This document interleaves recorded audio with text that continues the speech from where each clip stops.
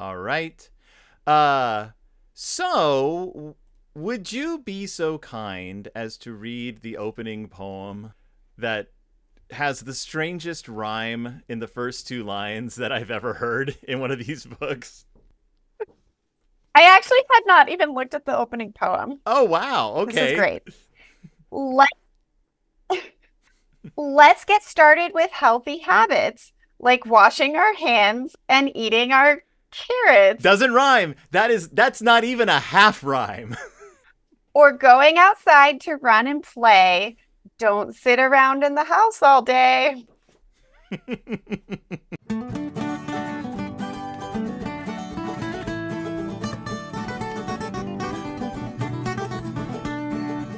Welcome back to Deep in Bear Country, a Berenstain Bearcast. I am your host, Phil Gonzalez, and I'm breaking all kinds of rules today because, wow, we're jumping ahead to a book that came out the other day. Like, it came out within, like, accessible memory. Like, the part of your brain that accesses the most recent memories that's how far I have to dip into when this book came out. It's probably the most current, maybe with the exception of that weird Big Paw book that came out one November. It's like, this is me just jumping into this, but it's not by my own like recognizance that I decided to do this book. It's because the book was immediately brought to my attention by a former guest of the show who, the last time she was here, I think we just talked about GoDaddy. I think that's literally all we talked about in the episode.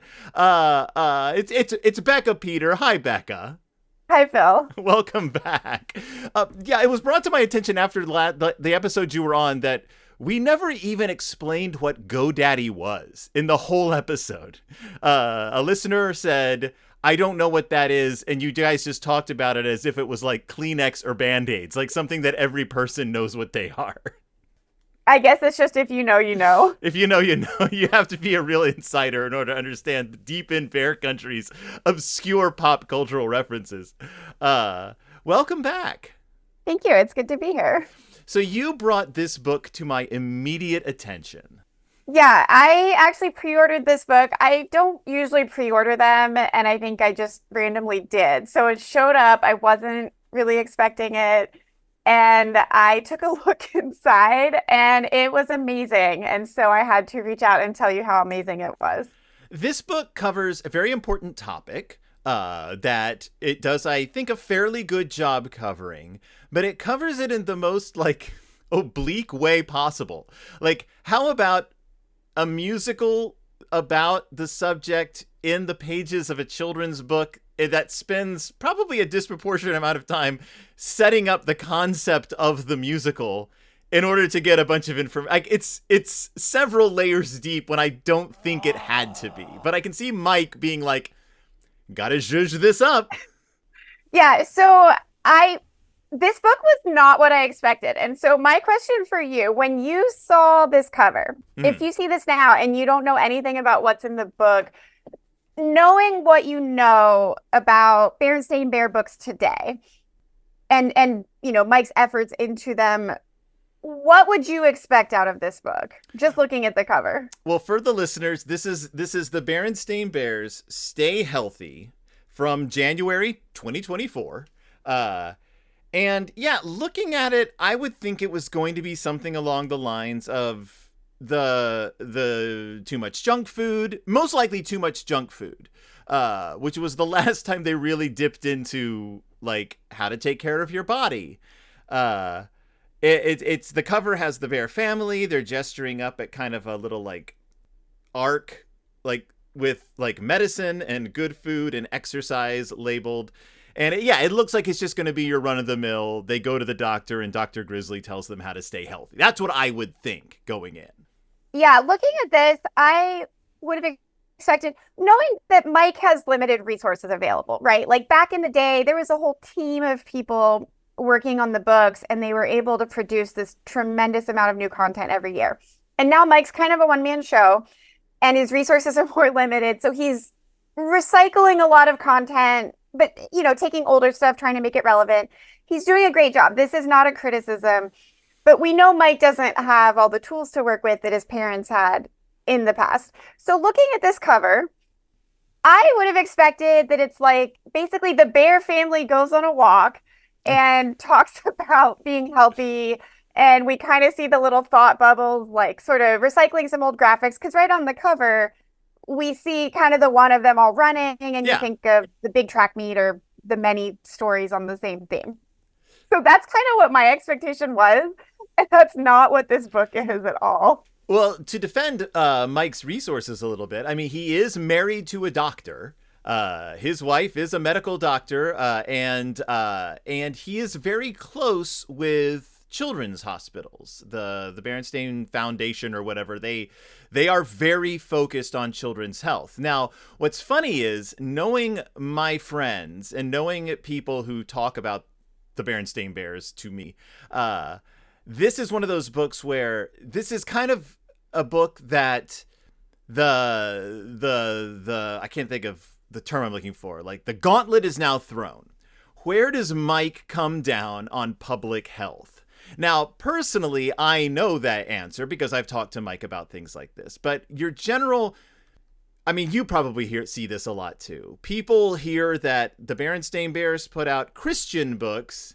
Well, then the creator of them must be some vicious right-wing anti-science bigot. Like, that's where people's minds, even my friends who are Christian, are like, oh, well, he's probably just some like neoconservative. And I'm like, no, wait, that's he's a very smart, very nice guy. But this is a book that's very much about the public health issue. And I assume it started to be written probably about 2 years ago. That's kind of seems like his schedule, how they line things up. But as you noted, Becca, this is not just a book about health. No, it covers a lot of things. Yes. First and foremost, what does this book cover? Yeah, so I guess we could just start with the beginning of the book. Let's just jump in. So the book starts with the bears are in school and they are meeting with teacher Jane, and it is time for the school's annual musical extravaganza. And teacher Jane says, instead of a regular show like the Music Bear or My Bear Lady, we're going to put on something more educational. So I actually went back and looked at some of the other Berenstain Bear books. They have covered theater a little bit. It's not a huge topic, but obviously there was Get Stage Fright way back in the day. And then I just happened to get this in the mail, like right when I was getting ready for this, but the 2011 Say Please and Thank You, which is completely different than the 1997 Please and Thank You. Yep. So this one has 8 short stories in it that are original. And the last one involves the bear school is putting on the Music Bear. So that's actually a thing that has happened in bear country. And in that one, brother and sister like help paint the scenery in the background, which in that book, the background scenery looked really sturdy, which is a little different than in this book. But so we see the cubs there. They don't look excited. Sister looks scared. Brother has his arm around her shoulders, like he's reassuring her that everything is going to be okay. Like something is really wrong in bear country. Well, the kids are just devastated that they're not doing a fun play. I was going to say, I had to say that if you are like looking forward to the school musical, and in the past you've done classic works of theater, and then your teacher is like, this year we're doing a musical about health that we're writing ourselves in the next few weeks, and we're going to incorporate members of our like community in it. That's not what you want to hear. That means something somewhere happened with the budget, and the theater program had like most of its funding pulled for like probably Coach Grismeyer's football team at this point. Right. So before we move on to the next page, I want to emphasize, which your listeners know this, COVID has not come to bear country. Right. The concept does not exist. Like in all of bear history, what we normally see with illness is someone in the bear family or all of them having a cold. Right. And I think there's like when they go to the hospital, cousin Fred broke his arm or his leg or something. they don't normally get any heavier than that. Like I can't think of any bear characters who pass away. Like the closest they came was Sister's goldfish died. Right. Um, so that makes the next page a little bit interesting because Teacher Jane says, doesn't everyone agree that staying healthy is something we're all very concerned about these days? And then Mike says, everyone certainly agreed with that. Yes. Like, So this that's has very to be, ominous. it has to be Mike being like, we gotta address this in whatever way we can. Like, and this is where Mike starts coming down on the side of public health is extraordinarily important, which is something you don't hear a lot in children's books on the subject, that this is a community effort. So more so than just like, eat your fruits and vegetables, kids. And they're actually going to touch on that. But yeah, words we've never heard in the book so far are epidemic, pandemic. Like those words don't really touch. I mean, they've gotten colds. We know that there are coronaviruses in bear country. Like that's a thing that exists. But yeah, so spoilers, we're going to touch a little bit closer on that as the story progresses.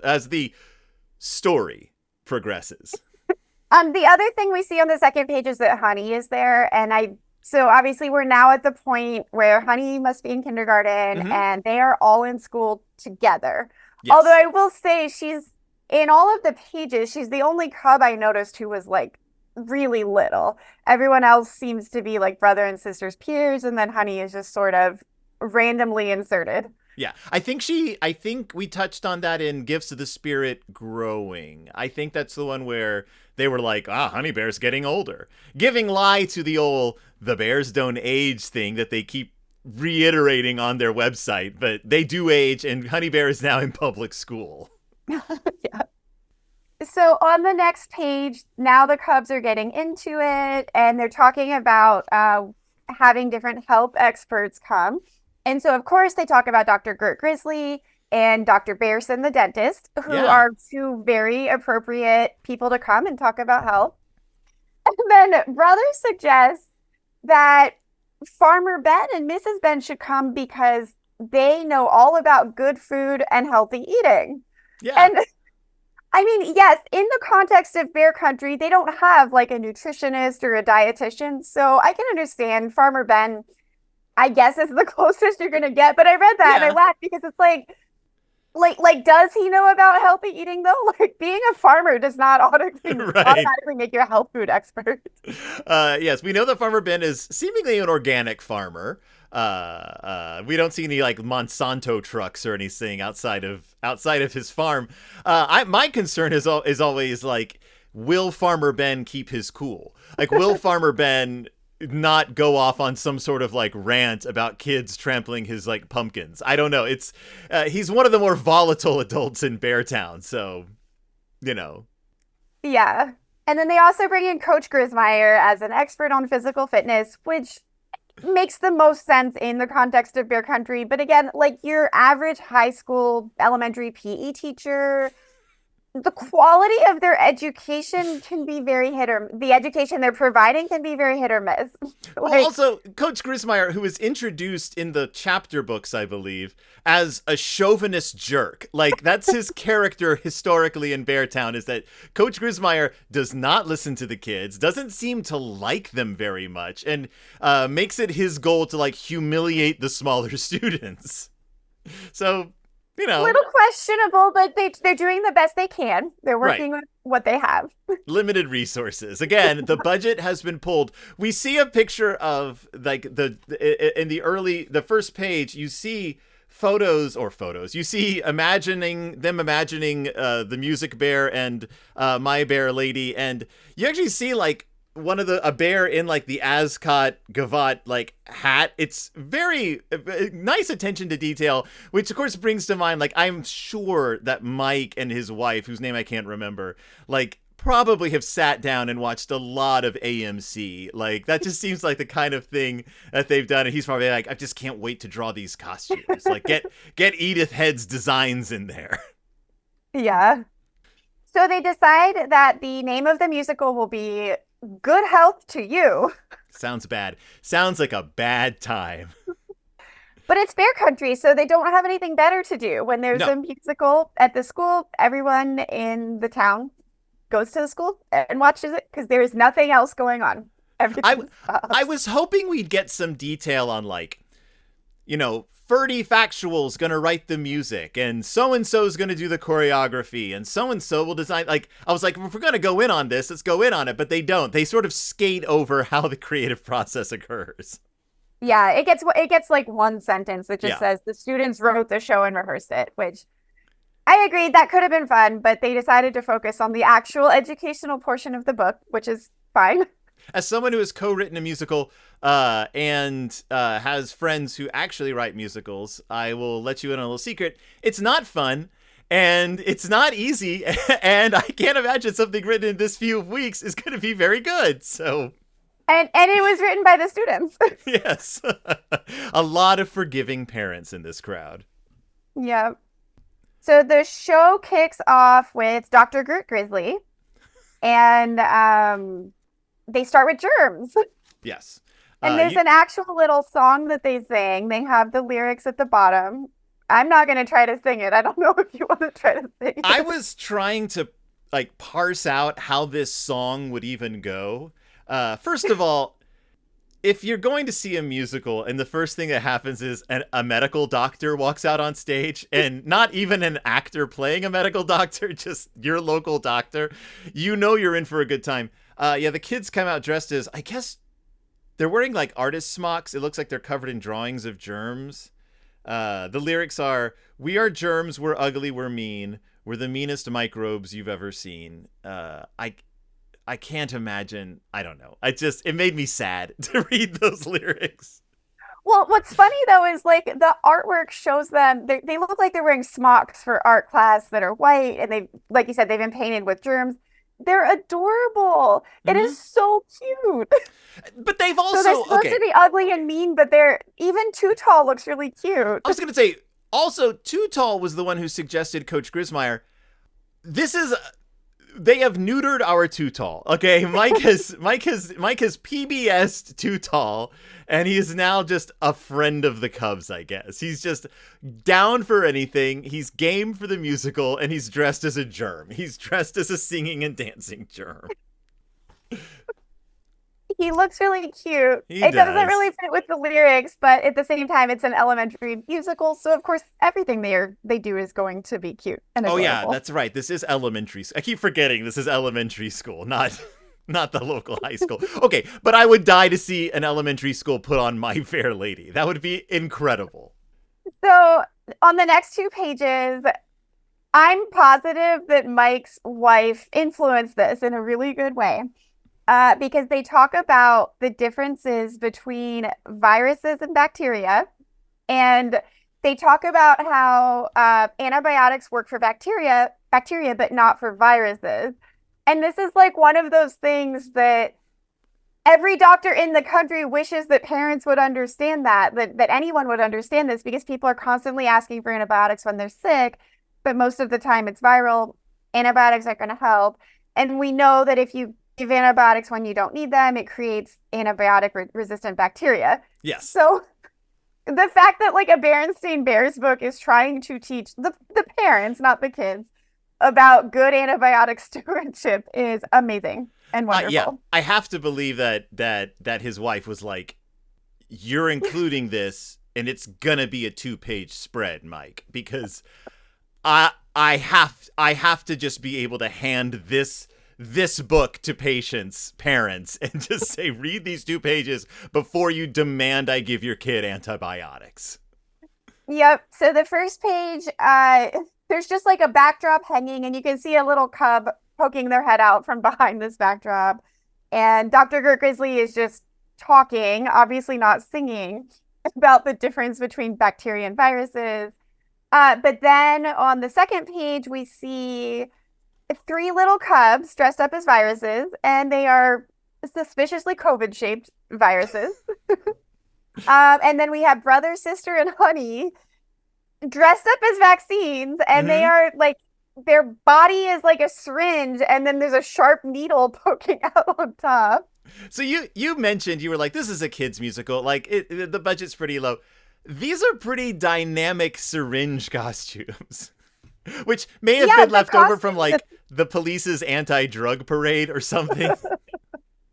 Yes, for being ostensibly low budget, these costumes are actually quite elaborate. These are not things that you could easily just throw together yourself. Like the smocks they had on the last page with the germs on them. Sure, like someone artistic could just paint those up easily. But now we're getting into these like three-dimensional, Hmm.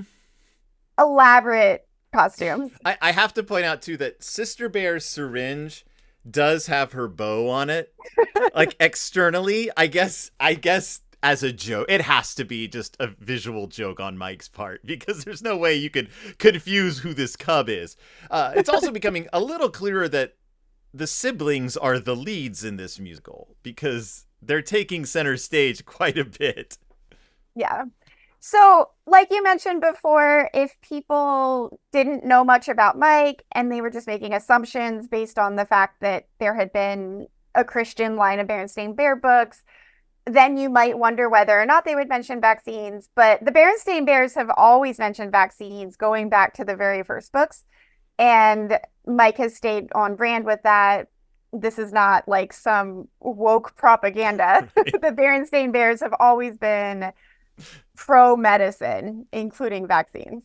I just love the idea that medicine is woke. I love the idea that there's like this like conspiracy to get people healthy, and it's just absurd. What absurd times we live in.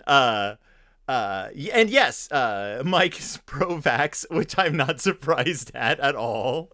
Also, I doubt a publisher would publish an anti-vax children's book, even in this political climate in which we live. But yeah. So we get he just says like vaccines. You get vaccines. That's why you get shots at the doctor, and they help you keep from getting sick. Like Yeah. that's it. That's all you need to know, kids. So the next two pages introduce a brand new concept of bear country. And so the first page is just a standard concept about covering your coughs and sneezes. Although, like, we know from science, like this is still promoted, obviously, because covering your coughs and sneezes is better than just sneezing in someone's face.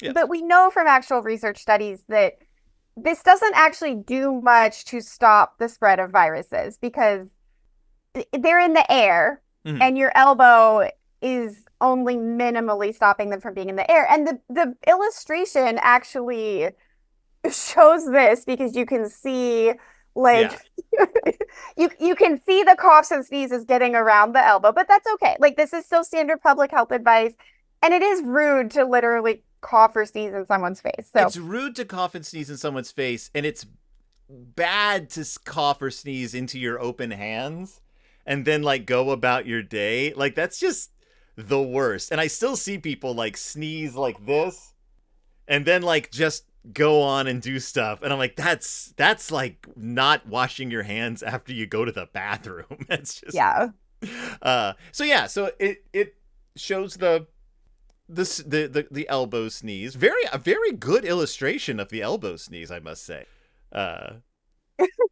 Yeah, except that like their noses, just the way their faces are shaped, their noses are like way above their elbows. So yeah.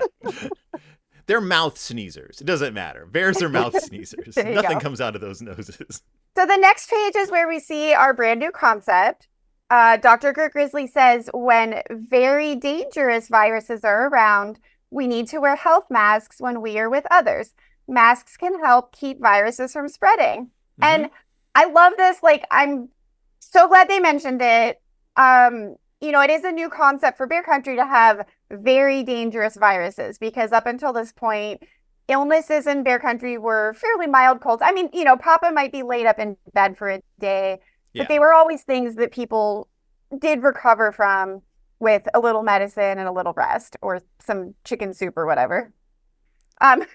So for people watching on YouTube, here's the image. So, I mean, I do wish that the masks look like cloth masks. I wish that he'd maybe found a way to make them look a little bit more actual medical, but that's okay. They're cute. I will say that the shape of the bear's face would actually make it very difficult to have a mask that covers their nose and mouth. And you can see this because like brother and sister are just sort of holding it up to their mouth. And then Honey has it like over her nose and just looks very confused. Yeah. Also, I don't So understand how the word honey is written on that mask. It's far over on the right, and only the first three letters of her name seem to have fit onto. Or she just doesn't know how to put the mask on because she's 5 years old, and someone should be helping her. By the way, if you have little kids, help them put their masks on. well, they did three letters for all the masks. We have Doc, I Bro, guess Sim, that's true. and Hun. Hun. Now masking is, of course, as we know, a very controversial subject. Somehow, still in the year of our Lord 2024, and it's something you are very passionate about online. Like you have no patience for people who make a fuss about it. I'm always pleased to see any of your masking posts, and it's that general sense of just put on a mask. Like other cultures have been doing this for forever. Like you feel sick, just put on a mask. It's not hard, and then you minimize that risk of people catching all kinds of things. Like even just a cold. Why would you want anyone else to catch your cold? Yeah, there's definitely different layers, in the real world, not bear country. Like, when should we use masking? Unfortunately, it's much more controversial than it should be. Yeah. I'm especially passionate about everyone in healthcare facilities who's able to mask, wearing a mask, because that is where our most vulnerable people go. Yeah. But I mean, for me personally, like I just went to a large event with several thousand people, something I've been attending every year, almost every year for the past like 25 years. And I always get sick. Like it's in Reno, I have to fly there. You're in casinos where there's a lot of cigarette smoke. There's a livestock arena where there's dust in the air. So between all of those things and then just all the close contact with people, every year I would get sick. If I wasn't sick while I was there, I'd be sick within a day or two of getting home. So Yeah. this year I wore a mask the whole time that I was around other people and I didn't get sick. And I felt better just not having as much like smoke and dust in my lungs. And it was great. So for me personally, like I don't mind being that weird person, Mm-hmm. even if I don't care what other people think. But I did appreciate, like, I actually had two different people I knew there who don't normally wear masks, and they were sick, Mm. and they wore a mask, and probably helped, prevent other people from getting sick, even if that's not something they normally like to do. So I think it's great that the concept of masking has been introduced to Bear Country. I, Yeah. I don't expect we'll normally see it, but it is doing a great job of keeping the Berenstain Bear books relevant to kids today. Right. And keeping kids aware, again, like I said at the beginning, that public health is public. It's not just about your own personal health. It's about the people you're around and keeping them healthy and, doing your part to make, because we're all a community. And that's what if nothing else, as I say, that's what the Berenstain Bears books are all about. Definitely. So on the next page, now we get into hand washing, Mm-hmm. which is still something everyone should be doing. So on the first page is just literally Dr. Gert Grizzly like washing her hands and talking about hand washing because of course she just talks and she's not singing her lessons. Which, again, if you go to a musical and someone washes their hands on stage for like as long as it takes to sing Happy Birthday twice, but we in the biz, we call that dead air. That's just dead time on stage. You just, unless she's dancing while she's doing it, I don't want to see somebody washing their hands for that long. So the next page though is really entertaining. We see brother has a bar of soap costume, Mm-hmm. and then sister and a cub we can't really identify are hands, and they look like the Chef Boyardee hands. Yeah. And it's a little bit odd though because they're rubbing their own actual hands together, and they're singing a song. But my daughter saw this and she thought it was so funny because she's like, they're all going to be rubbing against Brother. Like she's looking at this and she's just imagining the actual costumes rubbing against Brother. They had to call in an intimacy coordinator for this choreography. They're like, we need to make sure everyone's on board with this. The Cubs are going to have to rub all over each other for, well, at least as long as it takes to sing Happy Birthday twice. Yeah, here's the picture for those of you playing along at home. Also, the costumes aren't so much Cubs dressed as hands as they are Cubs dressed as Cubs being held or being about to be grabbed. It looks like they're like in danger of having someone reach up behind them and grab them. But yeah, it's the hamburger helper hand, I think, was the little guy. You don't see him anymore, but trust us, everyone younger than us, he was around. He was a sentient hand. Yep. So it's very cute. It's a little bit odd, but it's very cute. So the next two pages, we have Dr. Bearson, the dentist. Is this his first appearance since Visit the Dentist? Have we seen Dr. Bearson since? I don't remember. I'm not sure. That's a great question. Like they don't like Dr. Grizzly, she shows up all the time. But they don't have much call for the dentist. There aren't too many Cubs getting their teeth knocked out or anything, so I don't know. I'm wondering if this is his only second appearance. Those of you out there who know more about the Berenstain Bears than I do, let me know. So the first page, there's like a prop that's like dangling from the ceiling. It's like a big circle, and it has a toothbrush, toothpaste, and dental floss, and he's talking about them, which again is kind of boring for a musical. But the next page though is so adorable. They're singing a song. The Cubs are, and so we have brother and sister dressed up as teeth, and then there's a Cub like standing on some sort of step stool who's brushing the teeth with this enormous toothbrush that I don't think the physics of it work. Like I feel like this would just pull him over and he would be falling on them, but it's a cartoon, so it's okay. But then we have these two little Cubs. It's so adorable. They're supposed to be flossing between brother and sister, and so they're both like pulling on this dental floss, hanging on for dear life, like straining as hard as they can. Dental floss that has seemingly been pulled out of a fully functional giant dental floss case that's just laying on the like they brought this case out. They pulled out this giant dental floss. I guess there must be a blade in there that they snapped it off on, and now they're like, I wanted to see the scene leading up to this because it's just been cast aside, this giant prop that some parent probably put together. I don't know if you ever read Rosemary Wells books, like the Yoko. She did like Max and Ruby, like all those books. No, sorry.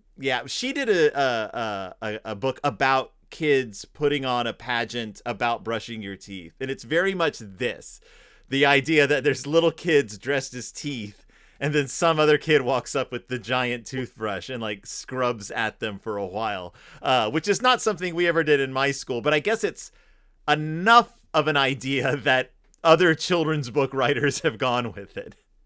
Oh, and I think that's Cousin Fred and Lizzie that are flossing. Oh, okay.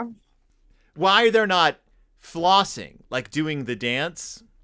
I guess maybe Mike just isn't hip to TikTok trends. Right. So then on the next page, we get into Farmer Ben's big scene, which is very exciting. And I have some questions here. Okay. So first of all, in the background, there is a poor Cub fighting for his dear life. He appears to be trying to keep this like background scenery up, but it's kind of it's the same pose we just saw in the last scene with the dental floss, but I don't think he's flossing behind there because I'm assuming he's trying to keep the scenery up and this is like a background Cub. I guess I'm not positive. I think Mike just got a kick out of drawing Cubs in this pose. I was going to say, because including the Cubs flossing, the next page is the Cub with the scenery gritting his teeth. The next page has Farmer Ben gritting his teeth. And then the next page has that Cub again gritting his teeth. I was just going to say, I think Mike just enjoyed drawing that face and was like, I'm just going to keep working it in because I'm having a blast drawing these grunting bears. Because I don't even know why Farmer Ben is making the face, really. I guess it's supposed to be a heavy set piece he's wheeling on. Uh-huh. He just, I don't know, he probably Ostensibly. is back. He's an old bear. He's probably in a lot of pain anyway. So we have the dentist and brother and sister are sort of like dancing away off scene. And now we have Farmer Ben, Mrs. Ben entering the scene. Mrs. Ben has a basket of fruit. Farmer Ben has a wheelbarrow with vegetables, I guess. And then there's this cub, and I'm confused who this cub is supposed to be. Like, if this is supposed to be does Farmer Ben have a grandson that we don't know about? Is this a cub dressing up as a miniature Farmer Ben? Like, this is never explained to us, but it's a little cub in overalls and kind of a straw hat that's similar to Farmer Ben's hat. And he's carrying out a basket of seeds on the first page. And then the second page, yeah, there's like a wagon, just like a regular, red wagon, like little kids would carry around. So this set piece doesn't make any sense. It's the giant three-dimensional food pyramid being brought on stage on a red wagon that you're pushing in a way that red wagons aren't meant to be put. And then you have the sort of like bear in the background who's just staring off, like the 1,000-yard stare at nothing, just like waiting for his cue. I guess it's a really strangely composed image, I guess is the point we're trying to make. Also, the most important thing you need to eat is massive quantities of bread and pasta, apparently, according to the food pyramid. Yeah, it just says this chart shows you how much of each group you should eat. Yeah. So it's fine. At the bottom is bread and pasta, equal amounts of fruits and vegetables, equal amounts of hunks of cheese and steaks, and then at the very top, butter. That's the least important part of your diet should be butter. Yeah, I think he didn't want to like include any junk food in there, so it's just like butter at the top. I will say, when my kids were little, they would literally just eat butter. Like if we had it laying out or if we had it low enough in the fridge, they would like get into the fridge and just eat chunks of butter. That's A-okay. Our cats do the same thing. Like you do. Like you do. So, I like that in the next page, the food pyramid has now been shoved to the back and the poor is that no, it's not the farmer cub. It's just a cub in overalls. And the farmer cub is still just standing there. I don't know who he is. Yeah, Farmer Ben actually gets a third page, which I'm sure was very exciting for him to be featured so prominently in this play. He seems to be in a good mood. Mm-hmm. So that was good. But yeah, just talking about, apparently he single-handedly produces every single type of food for Bear Country. Which, to be fair, over the years, we have seen quite a diversity of things on his farm. So that's possible. I'm going to assume that he participated in this musical because he gets to advertise his wares. Like he's like, yeah, I'm the only game in town, folks. Buy more food from me. Yeah. But yeah, we do see the backstage cub in overalls. Like now we can clearly see he's holding on to a rope. Yeah. That is helping to keep this cloth backdrop up, but the entire musical is dependent on this poor little cub just hanging on for dear life. And I guess that's the gag. It physically doesn't make sense to me. Unless the backdrops were all just laying on the stage and he would pull them up, but that would require two cubs, one on each side. I don't understand how this stage works. Do they have a fly rail? I don't know. It's a pretty deep stage as well. It's like an opera stage. I don't know. I don't understand. I know Mike knows what theater is like. His parents did theater. It was a thing. I don't know. Yeah, when I looked at other Berenstain Bear books that had theatrical productions, the backdrops were either solid or they did have some that were hanging, but yeah, there was a rail and they were just hanging there. They weren't relying on elementary students to use their muscles to keep them up. But maybe Mike just really got a kick out of drawing cubs in that pose. It is really cute. I think he did. Yeah. Oh, it's very cute. If I ever got a tattoo, it would be of that cub. And then we get a fourth page talking about food. We have cubs dressed up as vegetables dancing on the stage. It's very cute. Although I will say there is a cub with their costume is just a giant tomato on their head. And I was kind of wondering about the physics of that one. Like, even if it's a very lightweight material, it seems like it'd be a little hard to stay balanced and like not hurt yourself. Also, we have a cub dressed up as a rutabaga and a cub dressed up as a turnip, which those are two foods that kids just do not like. Those are the least popular kids in Bear Country School right now. And yeah, there's our tomato cub, who I guess is dressed like this because Mike couldn't figure out a way to fit him into the composition otherwise with a tomato costume. Yeah, I love that broccoli costume, though. Yes, it is very cute. I got to be honest, as an adult, turnips and rutabaga are not foods I eat either. And honestly, could not tell you which child is the turnip and which one is the rutabaga. But Also, they are performing for the benefit of the reader. They are not facing the audience. If you notice, they have broken the fourth wall now and have acknowledged that we are staring at them through the page, because these cubs they're blatantly not facing their parents.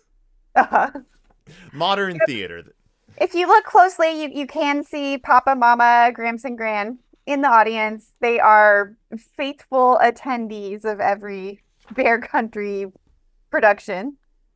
And then we have the coach. Yes, Coach Grismeyer comes marching on stage and he blows his whistle, tweet. And then he apparently just yells at everybody and tells them that physical fitness is vital for good health. But yeah, so he gets 4 pages also. But the next page is actually really cute. So then they sing a song, and it's just a bunch of different cubs doing a bunch of different physical activities, which I thought was really great. That, you know, you've got your ball sports, but then you've got jump roping and jumping. Jumping, I guess I was just saying that. Just a cub jumping in the air. Who is this muscle cub? Who is this kid? Like, I've never seen this boy before. He's got a messy hairdo. He looks like he's got like Popeye forearms. Maybe it's Bobby Brown from that 2011 book, since I just read that one. Which book was that? The Say Please and Thank You. In one of them, they introduced this Bobby Brown character, and he kind of had short hair like that, and he was good at sports, but he wasn't that muscular at that point. Right. I do always appreciate a bear who accidentally has the name of a celebrity. Right. Particularly that celebrity. It's such an odd choice. And that's pretty much it. Like, there's 1 page left in this book. Yeah. So the final page, it's the same. Every Bear Country play ends in the same way. They all come out on stage. They take their bows. The audience is clapping, clapping is a hard thing to draw. So I kind of got a kick of like looking at how the different books did it over the years. For the most part, it's just kind of all the bears' hands are doing the same thing. So in this one, they almost look like Barbie hands, they're just sort of straight in front of them. It's a little awkward looking, but to be fair to Mike, that's a really hard thing to draw. They do. They all look like they're holding an imaginary bowl, like just like in their lap, like getting ready to like take a nice long pull of whatever is in the bowl in front of them. What you said about being hard to draw clapping, it reminds me of I think it was the DC artist Carmine Infantino is like the first person credited with successfully drawing the Flash running in comics, because they had never been able to figure out in all the years they'd been doing the Flash how to make it look not ridiculous when you draw like a guy just like this with like a bunch of lines around him. Like, how do you make it look like movement? And clapping's the same thing. Like, at any point in the clap, it doesn't look like clapping. It just looks like you're holding your hands. Like, maybe this, like drawing it like this or something. I don't know. Yeah, because if you do it like this, it just looks like somebody's praying. I don't know. Yeah. It's a cute scene though. One of the hands reappears. We have the miniature farmer Ben. Yeah. Of course, brother, sister, and honey are front and center. It's a cute way to end it. So I just Googled how to draw clapping hands. And I found some pretty good recommendations, actually.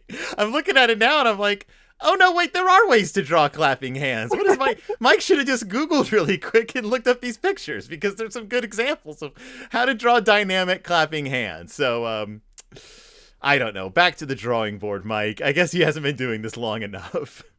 So overall, I thought this book was great. Well, if you're approaching the topic of staying healthy, of health, public health, whatever, it does a really good job of balancing sort of your, medicine for when you're sick, but also preventative care with vaccines and brushing your teeth, but then also eating healthy, staying active. Like you're kind of hitting all the major things, Mm-hmm. which I thought was really great. And I don't think we haven't had a Berenstain Bears book that has done this before. We've covered these topics separately in separate books, but it is kind of nice to have one book that just takes a broad, big picture look at health. Yeah. Um, it That, was a unique plot to have it in the musical. Um, it was really cute, though. It was nice to see Mike spend so much time on this. This is a very original book. So if you're someone who likes Berenstain Bears books, but you don't want to buy a new book that's just like a rehash of an old book, this is a good new book to buy. There's yeah. a And I was plot. actually like looking at the pages and I was like, they should make available like these pages as posters or like signs to hang up, like because they have good information for little kids, and you have the page with the Cubs masking up. There you go. Like put that in your classroom or put that in your nurse's office or whatever, just to remind kids it's a cute book. I think it's a cute book, and I think that the musical idea, as ridiculous as it kind of uh, is an opportunity to do something besides just have a bunch of like, let's go visit the doctor. It's let's put on a show and dress up like I mean, it's just to a child, seeing their favorite characters dressed up in funny costumes is engaging. Like it's just from a kid's perspective, that's what you want to see, and and it's validating in a lot of ways as a parent that I'm doing some of the right things. I'm making my kids brush her teeth. Uh-huh. Yeah, I definitely think it was a lot more entertaining this way than it would have been if it was just like Papa and Mama talking about these things, and if we had thought bubbles, or if we just like walked around town and talked to these people individually. I feel like we've had a lot of books that have sort of approached topics that way. Mm-hmm. And so this was just a different, I mean, we have many decades of Berenstain Bears books, and so it's nice. It's nice that Mike took sort of a different approach to this one, and there's just more creativity. And it's yeah, I mean, it's just great to have a book that's modern, tailored Yeah. to a modern day topic. Because the other topic, like one of the challenges right now is the Cubs that have gotten a bit older, like with Honey Bear aging up, but we're mostly putting out younger kid books. Like we don't Yeah. have the chapter books anymore. So the topics are mostly just hitting really little kids. The other modern topic that Mike hasn't really touched on much that we probably could have more books about would be things related to electronics.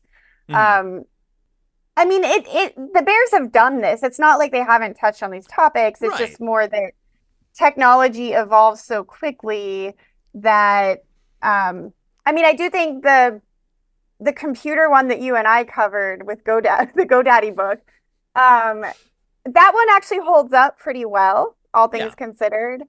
Um, but I mean, honestly, even now for like preschool and early elementary students, tablets are part of their lives. Like even if they don't have one at home, they have it at school.